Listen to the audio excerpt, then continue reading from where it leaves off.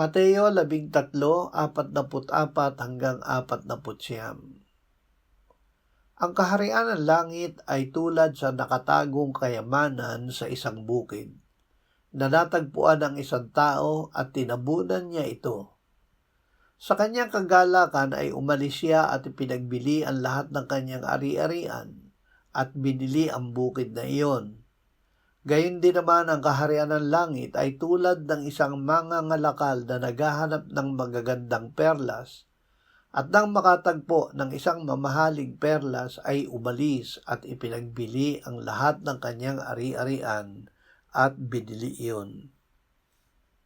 Ang pinakamahalagang kayamanan.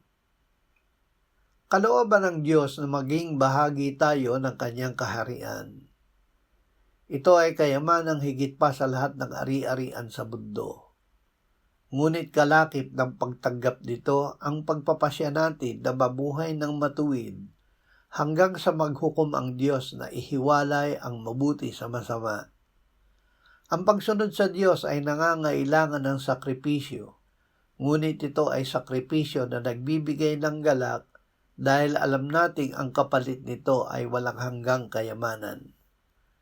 Suriin natin ang ating inuuna.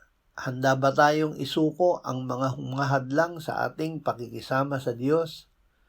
Tandaan natin na ang pakikisama natin ay sa Ama at sa Anak at sa Espiritu Santo.